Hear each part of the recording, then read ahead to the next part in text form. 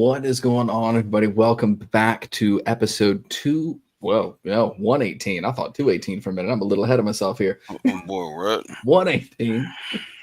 That's You always about to been have scared here. you about to ask you about to have me confused with just saying two. Confused myself. Episode 118 of 2D Sports News. As always, my name is Garrett here, my co-host. What to do? This is Jalen Prince. We're back. We got a quick one for you today. We wanted to get one out because we missed it earlier this week. This episode is going to go live later in the week. Yep. Thanks for joining us on a Saturday afternoon for those who are joining us live. If you haven't joined us live, you know what to do. Follow us on Twitter at TDSN Pod. You'll see when we announce when we go live. You can follow us on YouTube. Turn the notifications on, that little bell at the bottom. You'll see when we go live because your phone will tell you. And you can watch us there. You can chime in, hop in with comments, all kinds of fun stuff like that. Be a part of the show. If we like the comment, we like what it says, we'll read it. If we want to call you out, we'll call you out. If we don't, we'll ignore it. But hey, be a part of it if you want to. So we got a couple things we want to get into real quick. We're going to talk about something that I've been harping on for a little bit. And then because there's less than 50 days or about 50 days of football left, a little bit less technically, we're going to break down some divisional stuff and then get into the listener question of the week and go from there. So, yep. And obviously remember that once training camp starts, we will be doing our own version of breaking down division teams. yes. Depth charts, headlines, storylines of the sort. Yep. So let's get right into it. Let's talk some college football 26 early reactions. Jalen, how long have you been playing the game? Once. Finishing my last season of college football 25. Still love the game. So just finishing off that before I get into just about anything else. So I'm in season 3. I don't even know what my hours are on it yet. I've put some hours into it already. I believe it. I've been seeing a lot of clips. Some hours in. I think one of the biggest adjustments that I'm going to have once I really get deep into it is going to be just the quarterback movement within the pocket and understanding how playmaking is going to work now. Because if you do it quick, it's a lot of juking from quarterback play, which I thoroughly enjoy and I'm gonna like.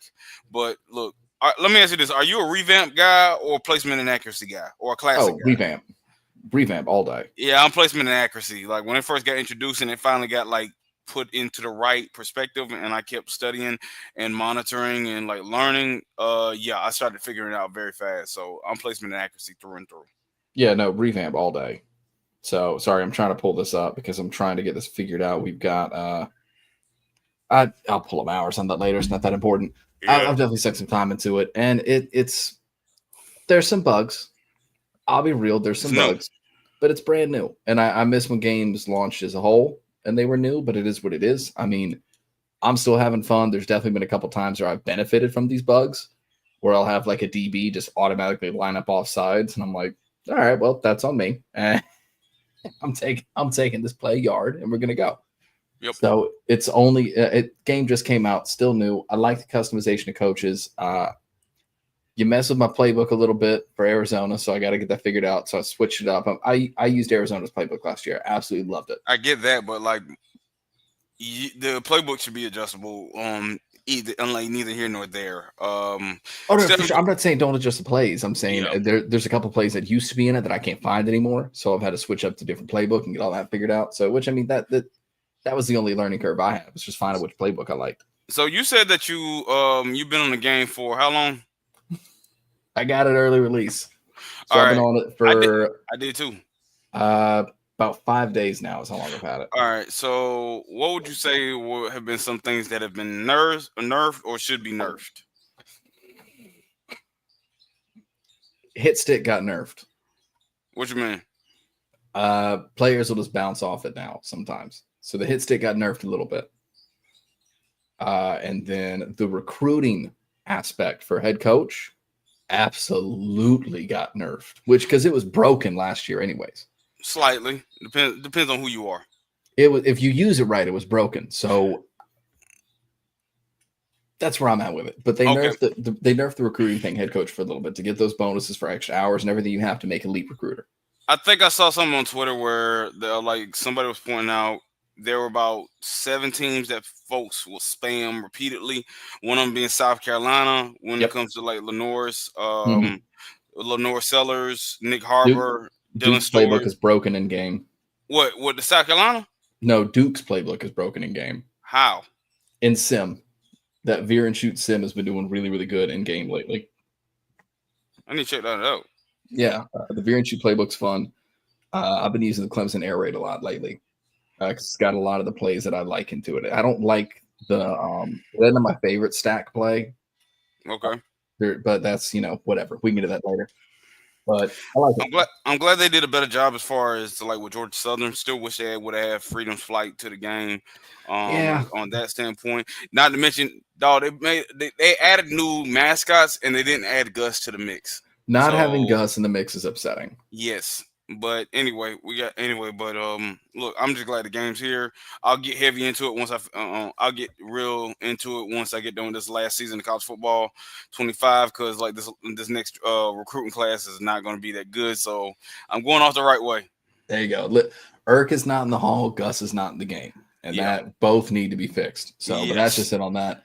I'm going to let you take it away here because you just recently did Friends of the Show Sports After Dark. They do this every off season. It is the state of the division. They break it down NFL division by division. NFC West was recently, as of recording this, and if you're watching this live, AFC South is Sunday, July 13th. Are you ready? Oh yeah, I'm good. Don't worry. I'll be all All right. right. All right. I'll be tuning doing in my for you. research. We'll be fine. I'm always fine. I will say this: when I was on there and they got to the part where Seattle got to play Jacksonville, I said I'm picking the Seahawks to win that game Of course, because I'd feel weird if you didn't. because we got a bet play got a bet with my co-host, and yeah, that was the first time that I introduced or announced that bet, even though we haven't come up with a bet yet. So that's that. Then once I said that, I said like that's right, Garrett is a Jaguars fan. Mm-hmm. So, but dog, so here's what happened. I went home for a couple of days. First time I took some days off, like during midweek, since I've been hired. That does not consider a holiday. I feel that. Holiday day. So I went home to Statesboro, I went home to Meta, Georgia. I went to the gym around the night of State of the Divisions because like the best place to be able to, if you know Statesboro, the best place for you to be able to get some decent cellular reception past 10 o'clock would be 180 Fitness. So went over there. They just updated they just did a whole lot of renovations there. First off, they got a charging station near the corner. They got some higher wooden benches next to a leafy green display wall, like where they display all their supplies and merchandise and stuff, and then they got a high table. So the setup was good. That's where I did State of Division because I promised to meet my boy to go work out around like 11 o'clock. But anyway, it started at 10. I was able to get on. They, you know how they do it. If you're last in division, you go first. You're first in division, you go last. Seattle was second, so it took us a while to finally get there. And I'm listening to everybody talk because the Niners were last. I think the Niners are the Cardinals. No, Cardinals. No, Cardinals were last. Cardinals were last, so they went first. Then it was the Niners, and obviously you got Heavy, you got Niner Mike, you got all the other 49er fans that are in there, and Niner Mike kills me. Yeah, like I can't wait until the season start. That way we get his recaps again. Maybe one day we'll try to get him on the show as well. But we get to Seattle. It was me. It was a new guy named Sean, and obviously it was Nate. So we get on there. We're doing our thing. We're making our cases. Everybody that's not with Seattle's ground does not believe in this team whatsoever, mainly because of Sam Darnold, which is understandable. But like what we're looking at it as far as the whole team in general, our defense is going to be top 5. We're speaking that to an existence because that's going to be, and because look at the moves that we've made with Dexter Lawrence, drafting Byron Murphy last year. He's going into his second year, re-signing Jaron Reed, picking up Shaq Griffin. We'll bring him back. Yeah, but you can have him back. I don't want him in Jacksonville anymore. And then drafting Nick Eamon-Warrior out of South Carolina. So, like, you look at all the moves that we made. We're expecting this defense to be really good. We're expecting the offense to improve, even though we lost DK and Tyler and Gino. But we're still expecting to be good. But everybody's going to be against us. We know that's going to be a fact. But overall it was pretty good. I had a dip early because it got real late, and I didn't know how long my boy was going to be available, so I had to leave a little bit early. So I don't know what they predicted us to be at, but I think they said 8 and 9, which is kind of expected coming from everybody else, especially a room full of Niner fans. Oh yeah, I mean, I'm sure Lou and I are going back and forth tomorrow. Like that's just Yeah, gonna be fun. yeah. So So it, no, I it, mean, it's funny. I could see. I think Niners win the division. Y'all play second. Cardinals ain't winning it, Well, here's the thing. I like. and Raiders ain't winning it either. Well, dog, but think about this. You look at the Rams. They got Devontae Adams. They still got Puka Raiders are Nacua. AFC. I'm an idiot. Yeah, no, they still Rams could be all right. They still got Matthew Stafford. They're still gonna have a strong run game because it's Sean McVay. Yeah, You Rams could just be know, nice. and not to mention the defense that they had with Jared Verse and that number 55. So the defense is gonna be better, but dog, they're gonna keep sleeping on my Seahawks throughout the whole season, mainly because of Sam Darnold. And I get it, I understand it. They For asked sure. us what our confidence level was in him. We said about like an average of 7. Yeah, that's about About a right. 7, because like, look, he's not going to move the needle for us, but he's going to win us a few games first off. Then you just got to build an offense that he could be able to thrive in, and the offense that we're gonna have is under a Clint Kubiak offense, and I think he's coming from the not the Kyle Shanahan tree, but it is based off of I think it's based more off the West Coast play action type That West scheme. Coast So style of play. Yeah. yeah, so we're gonna have a wide zone, and hopefully this offense. First off, he didn't have the best season with the New Orleans Saints last year, but he's still a wily veteran compared to Ryan Grubbs, who was in Seattle but now back in Tuscaloosa with the Crimson Hmm. Tide. But again, it all goes back to just executing, one, offensive line being good and be able to hold its own, but two, and just be able to establish the run game, because that'll open up everything else. Because you look at what he did, you look at what Darnold did in the Vikings.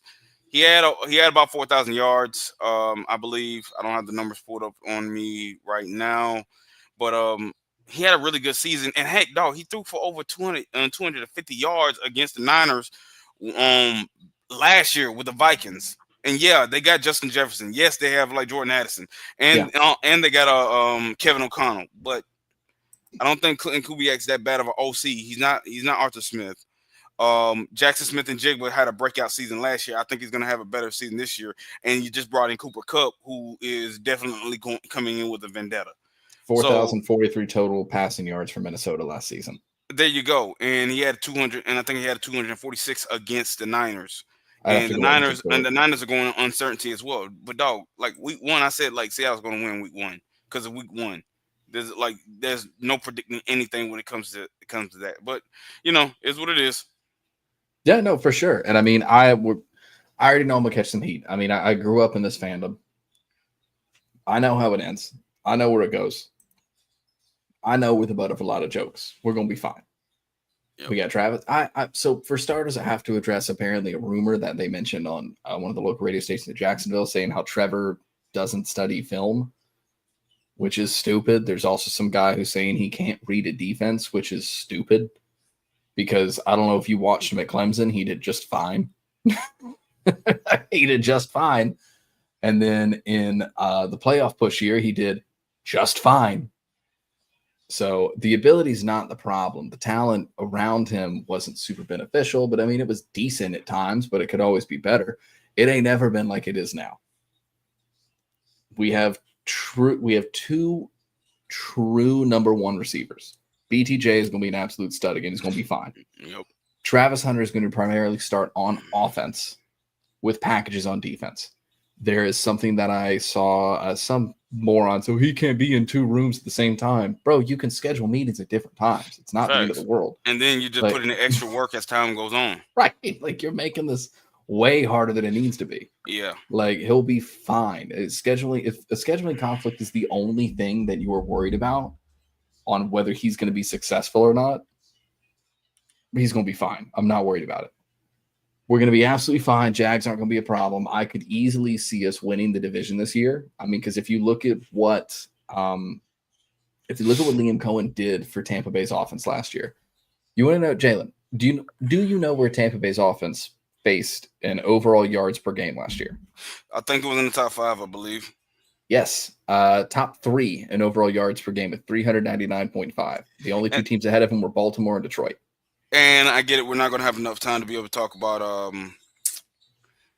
to be able to touch on the NFC South, because Right. I think that's going to be much better than what folks are going to give it credit for. For sure. Well, except for the Saints, because I just think that one's going to be bad. But when I look at Liam Cohen last year with Tampa Bay, what he did for Baker Mayfield, Mike Evans being a level of consistency, I think he can have that same success with the Jags simply because of BTJ. He could be that Mike Evans type of guy where he's just going to be really consistent at what he does on the offensive end, and then you got a quarterback who has talent that just has not reached the potential that everybody expects him to be.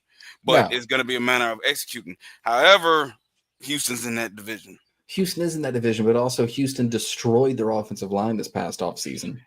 True. And brought in Cam Robinson to replace Laramie Tunsil. You brought in a guy who is, I don't think he's ever been a Pro Bowler, to replace a Pro Bowler. Yeah. Which, I mean, yeah, the Pro Bowl's kind of a joke now, but Laramie Tunsil's numbers speak for himself. You brought in a anchor, somebody who could protect the blind side and actually take care of C.J. Stroud. You get rid of him and bring in someone who has struggled consistently for the last 3+ years. Yeah, but the question is about how are they going to protect C.J. Stroud? They're not. That's the thing. They've brought in more receivers, which, great, don't get me wrong, but the receivers weren't the problem last year. They brought in what was it? They brought in both the receivers from Iowa State. He was sacked 52 times last year. Yeah, that's not a receiver problem. Tunsil. That's not a receiver problem. That's an offensive line issue. And you got rid of one of the only Laramie Tunsil was one of the only consistent pieces on that offensive line. If you look at sacks he gave up, I guarantee it wasn't 52. And it sure as heck wasn't a fifth of it. Their biggest weaknesses are at guard, the right side of the line, and center. And now they have done nothing to fix the offensive line. Tank Dell's coming back from injury. Nico Collins is coming off a really great year. They still got my boy John Mechie in the mix. So I get everybody's gonna pick Houston because of C.J. Stroud, but I'm looking at their rosters and weapons. I don't care how great your receivers are. You cannot throw the ball if you are in the dirt. Well, they did get They did get your boy Cam Robinson. That's what they brought in Lincoln Tomlinson, who's a solid guard. Solid is the thing, though. And Cam Robinson isn't solid. Cam Robinson, we traded him away, and then Minnesota never re-signed him. That's my point. So you brought in someone who... He's still got weapons at the tight end position, and he's still got Joe Mixon. They just added Nick Chubb. They still got Damian Pierce. There's a reason no one wanted to touch Nick Chubb. They got Christian Kirk, but there's a reason why we were getting a 7th-round pick for him. There's a reason why all these things happen that everybody went, oh, like Nick Chubb. Yeah, great. 3 years ago, Nick Chubb was great. This isn't 3 years ago. And Nick Chubb will be a great change of pace back. Don't get me wrong. But you're not getting the Nick Chubb that you got when he was, leading the league in rushing yards or being the focal point of that Browns offense. That's not who's coming to Houston, is my point. So what's going to be the talking points that you're going to bring come tonight? Well, what I'm saying, it's tomorrow night, not tonight. Tomorrow night. So I'm talking about how Liam Cohen took a Tampa Bay team that placed 10th and totally, I lost you. Well, we'll keep going until he comes back. I'm going to talk about how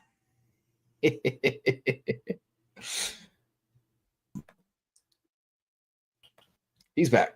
That was stupid. I pressed the wrong daggone button. That was dumb.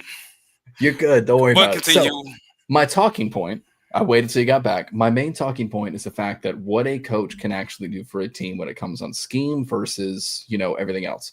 So Tampa Bay, can you guess where Tampa placed in yards per game offensively in 2023? I believe it was top 5 last season. 2023, not 2024.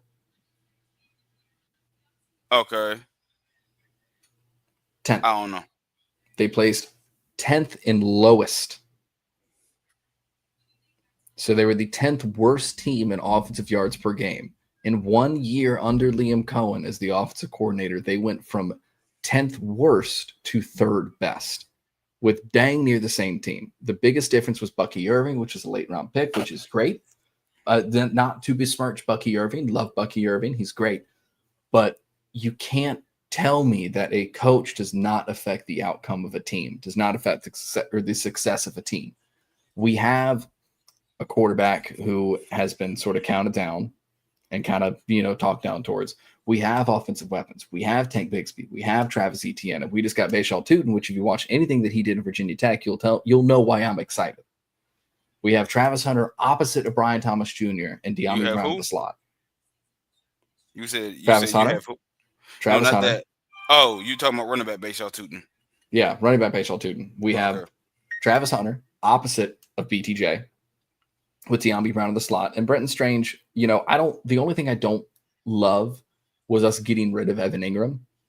But in a Liam Cohen offense, the tight end needs to be able to block. And Evan Ingram was not the best blocker. So I understand why the decision was made, but that doesn't mean I have to like it. So it is what it is. We're going to be fine. We have a defensive coordinator who doesn't have his head up his own ass, excuse my language, running hockey rotations on defense, running players out of position and just being way in over his head. So I am thrilled that we now have a coaching staff who could take advantage of what we did. I also love a lot of our draft picks. Draft picks are going to be great. Caleb Rasnoff from Tulane is going to be an absolute stud. Don't get me wrong. He is going to be great. He's an absolute athletic freak who played linebacker, safety, and everywhere else. He's going to play safety for us. We're going to be fine. Everybody's worried about how Travis Hunter is going to go up against everybody's number one corner. Please put your second best corner on Brian Thomas Jr. all game. Please do that. Because then Trevor's throwing for 5,000 yards. Like, it's not even close. Yeah.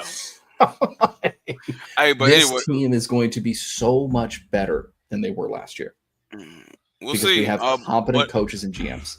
You got competent coaches, but like Trevor still got to step up. He will. It's going to be on him unless y'all are able to have a really good run game, and we shall see. Which I think we can. I think the biggest issue was last year, again, we ran hockey rotations on the defense. So it's absolutely insane. But yeah, anyways, we can move on from that. Yup. Listener question of the week. Who is the worst sports analyst / commentator in the game? I have my answer. It's a hard question, isn't it? Yeah. Yeah. You want me to go? You go. I got a lot of names just popping in my head. Skip Bayless. That was one of the names. Skip Bayless, to me, is by far the worst analyst and or commentator in the game.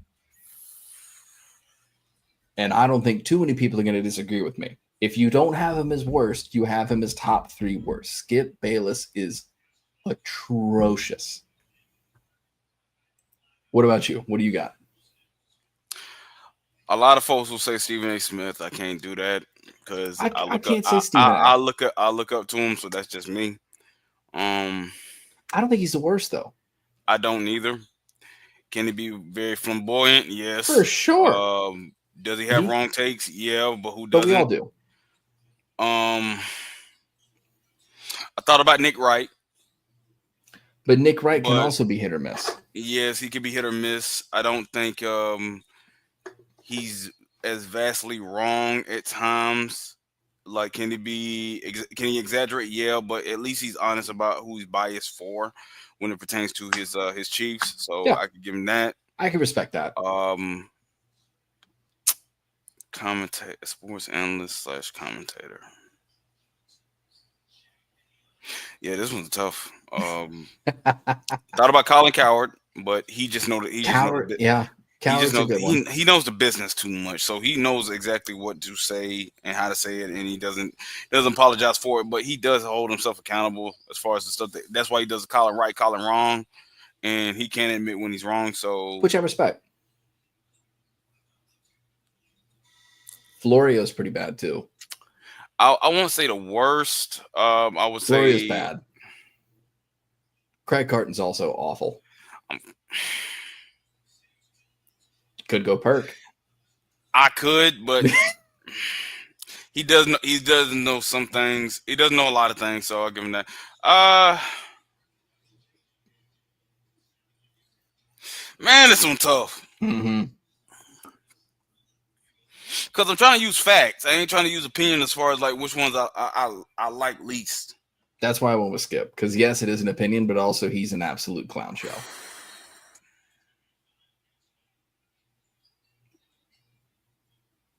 Mm-hmm. I think I have to go with Emmanuel Acho.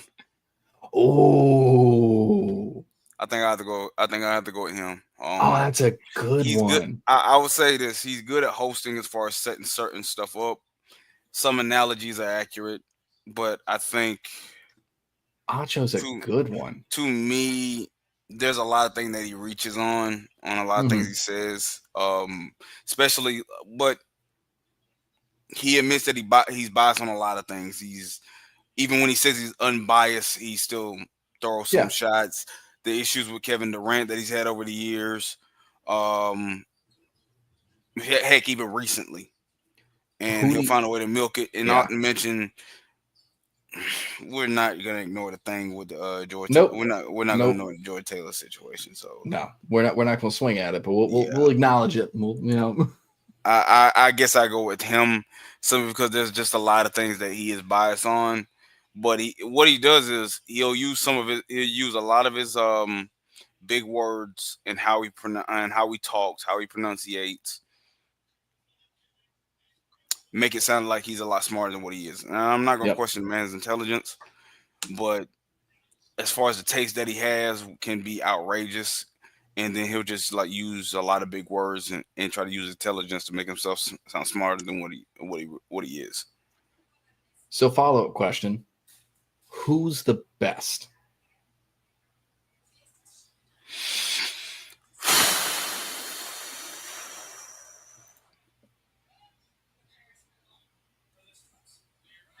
That one just as hard. That one just as hard. Yeah, who's the best? I want to say Max Kellerman. I Kellerman's wanted a to good say one. like if he was still I like in Max. the business, I would say Max.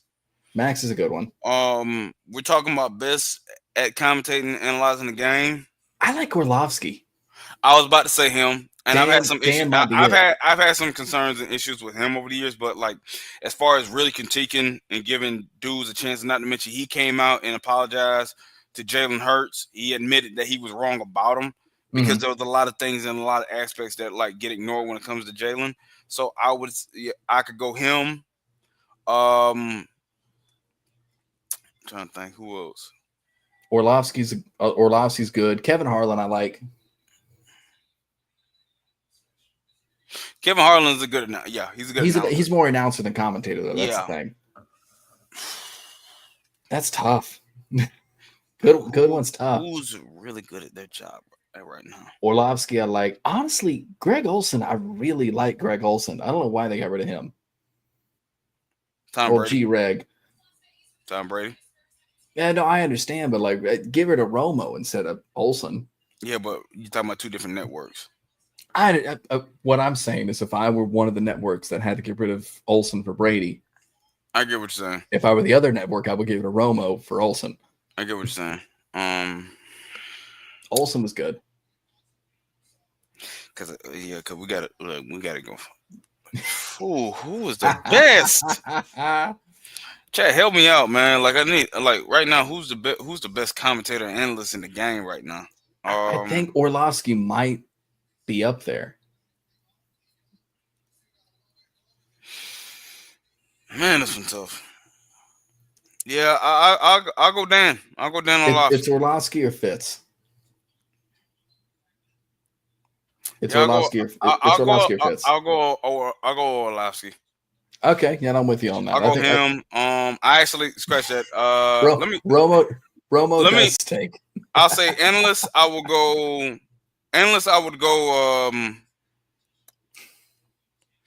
Okay, analyst. I will go Orlovsky. Commentator. I think I will go Ryan Clark. RC. I will go RC as far as commentator. I got a love hate with RC. Okay, what's the hating part? Because when I give him credit on a lot of things, but like some about him, it's like it's not too outrageous as far as like when he calls certain things out, especially with the whole like even now with the What's up, whole Dave? especially even now with the RG3 fiasco, We're and not that's touching that. we're not touching that. We're But not touching that. but like the job that he's been doing with his pivot and like with his stuff in ESPN, it hasn't been outrageous. Scratch that. Give me Jay Williams. Give me Jay Williams. That's the best. Give me I'll Jay give you Jay. Williams. I'll give you Jay. I'll Give me give you Jay. Jay. I'm with you Thank on God Jay. it finally kicked in. Give me Jay Williams. I'll give you Jay. So, all right, Dave, thanks for chiming in, man. Good to see you. We got, I think it's pretty much it. You got anything else you want to get into? Nah. Cool, man. All right, well, let's go and get out of here. Dave, thanks for tuning in last, or Brent, good Lord, my brain is not working. Dave, thank you for tuning in last minute. Brain is not working. So, thank you guys for listening. If you like the show, you know what to do. Rate 5 stars on our podcast platform you're listening to. Follow us on YouTube, follow us on TikTok, Twitter, all those fun things like that. X, whatever you want to call it, at TDSN Pod on all of them. If you like the show, rate 5 stars, leave a comment, go from there. If you didn't like the show, you know what to do. Treat it like a bad date. It's not us, it's you. It's not you, it's us. It is what it is. We appreciate the time. But, you know, we aren't for you. And we're cool. We'll pick up the 30-ish minutes of content we just gave you. We'll pick up that tab and, you know, we'll go our separate ways. Yo. But if you did like the show, you always get a shout out at the end. You also get a shout out if we think your show that you'll like, if you like our show type thing. So, as always, shout out Jim from a fan of the van. Shout out 1420 Sports, Aaron over Brutally on Sports, Darren over Chill Takes, guys at IIP Radio, E-Man at Average Joe Sports, John at Rest Fan Insight. Whether you're a casual fan or hardcore fan, go check that one out. Always go check out Sports After Dark. If you're looking to gamble, please gamble responsibly. Don't bet the rent. Listen to Nate's Daily Wager. Thank you. And as always, we'll see you next time. Peace.